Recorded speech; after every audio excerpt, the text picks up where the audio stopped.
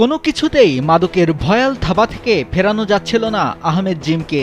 উপায় না পেয়ে অবশেষে তার বাবা মা চিকিৎসার জন্য তাকে পাঠান মাদক নিরাময় কেন্দ্রে। কিন্তু সেখানেই তিনি হন নির্যাতনের শিকার। হাত পা মুখ বেঁধে মারধর করা হতো তাকে। আবার মারার সময় সাউন্ড বক্সে উচ্চ শব্দে গান বাজানো হতো, যেন মারধরের পর চিৎকারের শব্দ বাইরে না যায়। আহমেদ জিমকে প্রতিদিন অনেকটা রুটিন করে মারা হতো। নির্যাতনের ফলে অনেক সময় মুখ দিয়ে ফেনা উঠেছে তার। মাদক নিরাময় কেন্দ্র যেন তার কাছে এক ভয়াবহ অভিজ্ঞতার নাম। শুধু যে মারধর করত এমনটা না, দিনে দুবেলা ৮ থেকে ৯টা মরিচ খাওয়ানো হতো তাকে। এরপর মাদক নিরাময় কেন্দ্রের ম্যানেজারের হাত পা টিপে না দিলেও চলতো অমানসিক নির্যাতন। মারধর আর নির্যাতনের বিভৎস বর্ণনা দিচ্ছিলেন মাদক নিরাময় কেন্দ্র ফেরত যুবক আহমেদ জিম। আমি গিয়ে দেখি ওখানে অনেক নির্যাতন করা হয়। তারা প্রত্যেক দিন মারে, হাত পা বেঁধে মারে, মুখ বেঁধে মারে, মারার সময় বক্স অন করেও মারে, যাতে মানুষের চিল্লানি বাইরে না যায়। নির্যাতিত হওয়ার ফলে আমি এখন আমার এই কানটায় শুনতেছি না, রক্ত বাইর হয় কানটা দিয়ে।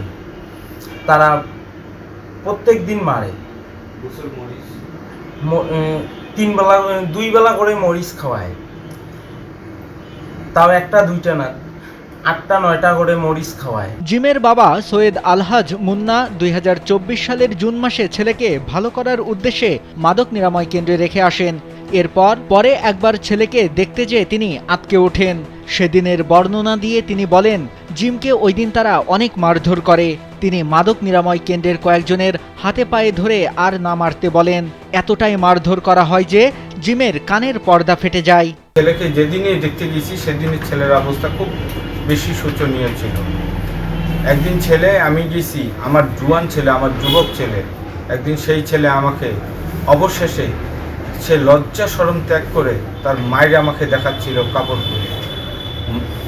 আমি ওই অবস্থায় দেখে আমি নিজের চোখের পানি আটকায় রাখতে পারতেছিলাম। লাস্টে আমি মাদকাসক্তি নিরাময় কেন্দ্রের কর্তৃপক্ষ, আমি এবং আমার ওয়াইফ, আমরা দুইজনে পুরো কর্তৃপক্ষ স্টাফের আমি হাত পা ধরে আসছি যে ভাই আমার ছেলেটাকে আর মারিয়েন না, পারলে তাকে মানসিক টর্চারিং করেন, কিন্তু শারীরিক টর্চারিং আর করিয়েন না ভাই।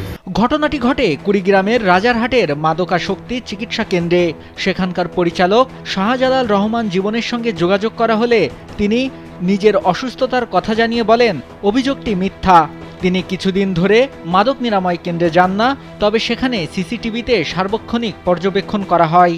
আমি অসুস্থতার কারণে বিগত 1.5 মাস থেকে চিকিৎসা কেন্দ্রে যাই না। তবে আমার চিকিৎসা কেন্দ্রে এই ধরনের কোনো টর্চার হয় না। সেন্টারে সর্বত্রই সিসি ক্যামেরা লাগানো আছে, সব রেকর্ড থাকে, আপনি একদিন এসে দেখতে পারেন। সিসিটিভি বন্ধ করে মারা হতো এমন এসব ভিত্তিহীন, আমরা কখনোই সিসিটিভি বন্ধ করি না।